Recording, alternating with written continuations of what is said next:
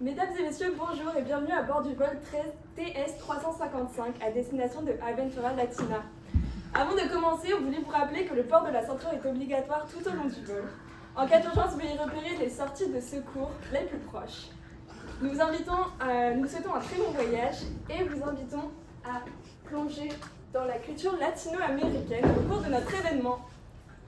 Aventura Latina. Donc, au cours de l'événement, vous allez pouvoir visiter 4 pays dans le confort de Montréal. On va en revenir bientôt. Mais justement, un tel projet, un tel voyage d'une telle envergure, ça demande beaucoup d'organisation. Alors on est là pour tout organiser. Je me présente, je m'appelle Pauline, je suis chargée de projet. Moi, c'est Sophie, je suis coordonnatrice en communication marketing. Et moi, je suis Laurie, directrice artistique.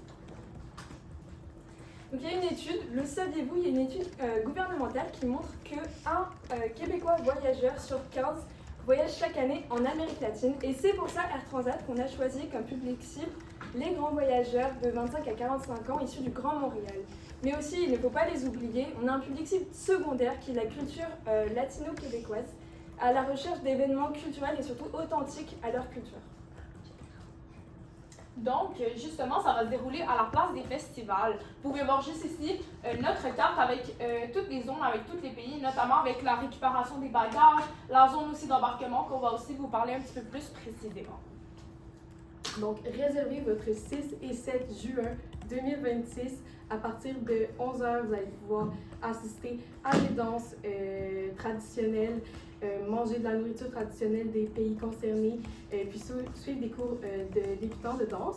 Puis à partir de 18h jusqu'à la fermeture du site, il va y avoir différents DJ sets puis des artistes sur la grande scène. Donc, on commence notre voyage, bien sûr, avec la zone de décollage, qui est l'endroit où est-ce que vous allez pouvoir recevoir de la part de nos agents de bord votre carte d'embarquement ainsi que votre passeport, qui va être vraiment essentiel pour un bon voyage. Donc voilà, ce sera un petit coût de 10 $. Avant de vous diriger vers votre première destination, donc en Amérique latine, vous l'aurez compris, on vous explique les règles du jeu. Voici le passeport culturel qui vous permettra de courir la chance de gagner 2 paires de billets d'avion notamment à travers des tirages. L'idée c'est que pour chaque activité que vous allez faire au cours de notre événement Aventura Latina, que ce soit des restaurants, des achats, des cours de danse et autres, vous allez recevoir une étampe et une étampe vaut une entrée au concours, une chance de gagner.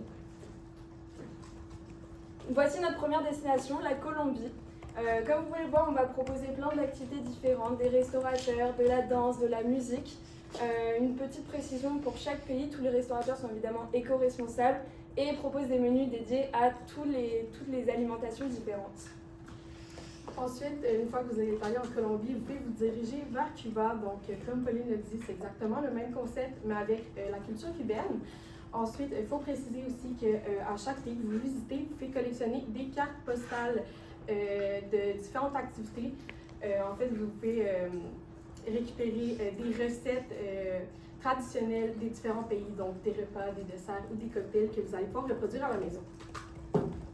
Donc, pour prendre une petite pause de ces magnifiques voyages, on vous propose justement de plonger dans un avion de Air Transat. Donc, vous allez pouvoir prendre une magnifique photo que vous allez pouvoir ramener chez vous. Et on vous invite aussi d'utiliser le hashtag ExploraConTransat sur vos réseaux sociaux. Et cela vous permet justement de remporter aussi une paire de billets pour une de nos destinations latines. Donc, ensuite de ça, si vous avez quelques petites questions, on a le centre d'embarquement qui est juste à côté. Vous allez pouvoir poser vos questions, par exemple, pour quelques-unes de nos destinations avec vous, Air Transat. Et aussi, il y a quelques petits jeux pour pouvoir remporter des essentiels que vous pouvez amener avec vous lors de votre vol avec Air Transat.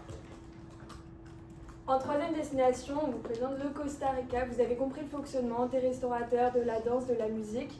Petite précision aussi, ce qui concerne tous les pays. Non seulement vous allez trouver donc, toutes ces activités, mais vous allez aussi trouver toute une gamme de produits qui sont un peu difficiles à trouver dans le Grand Montréal. On a choisi de rassembler pour faire découvrir et retrouver. Et finalement, votre destination finale sera le Pérou. C'est encore la même formule comme on l'a précisé avant, mais aussi quelque chose d'autre qui est super intéressant, c'est qu'on a plein de personnes issues de ces communautés qui seront toutes présentes pour répondre à vos questions, donc ils vont être toutes dans leur zone respective. Et ensuite, juste vous pouvez voir ici un petit exemple de votre passeport que vous allez pouvoir faire étamper tout au long de votre voyage. Donc, une fois que vous avez visité tous ces pays-là, c'est le moment de récupérer vos bagages. Donc, on a décidé de faire collaboration avec Cotopaxi, qui est une compagnie qui rejoint vos voleurs. En fait, donc c'est une compagnie éco-responsable. Tous leurs sacs sont faits de matières recyclées. Et puis, le fondateur de Cotopaxi est également d'origine latino-américaine. Pardon. Et puis, 1% de ces ventes annuelles va aux communautés défavorisées en Amérique latine. Donc, vous nous avez donné 750 000 de budget, vous, Air Transat. Vous pouvez voir juste ici comment on l'a séparé. Et on va justement utiliser ces 35 % pour la stratégie de promotion.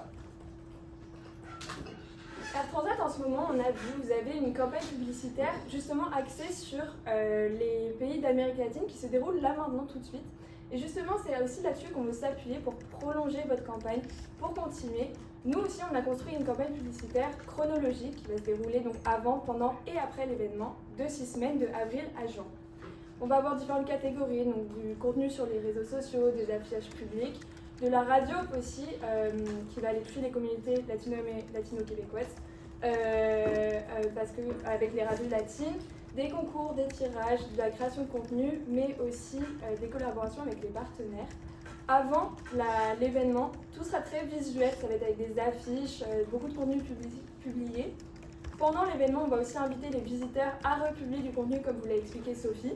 Et après l'événement, pour assurer la pérennité et pourquoi pas une réédition de l'événement si ceci fonctionne, on aura donc beaucoup aussi des rétrospectives en images, encore du contenu publié.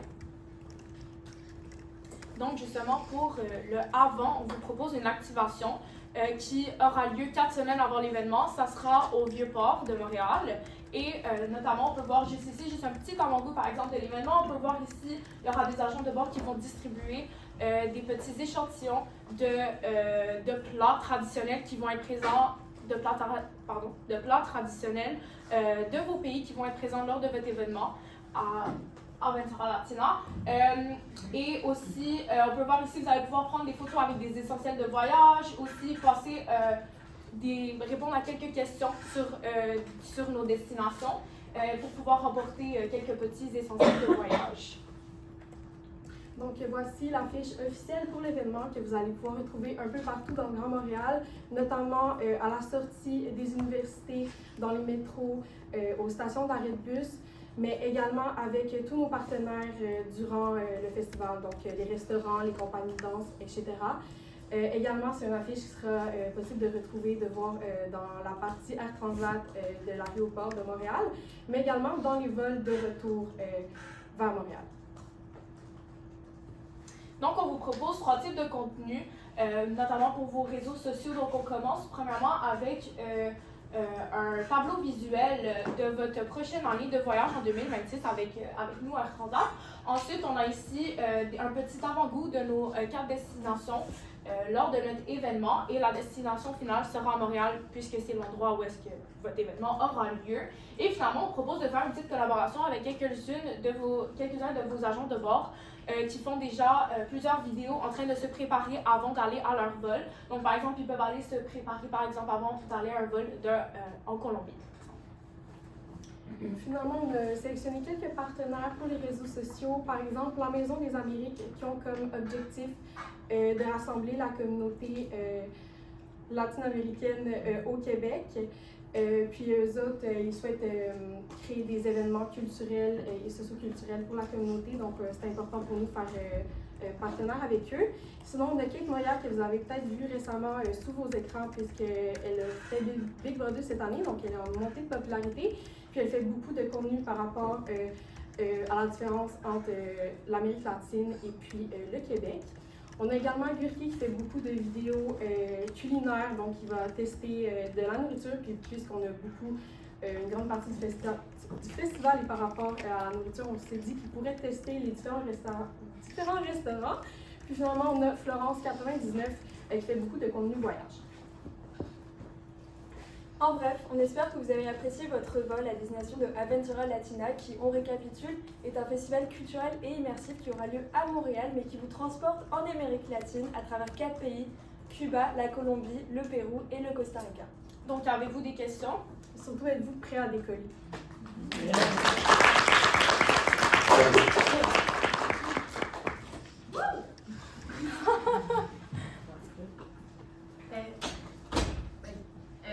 Les Québécois sont connus pour avoir des coups de cœur en Amérique du Sud, dont le Mexique, les Caraïbes, la République dominicaine, la Jamaïque, par exemple. Est-ce que vous pouvez me justifier pourquoi vous avez choisi ces 4 pays-là?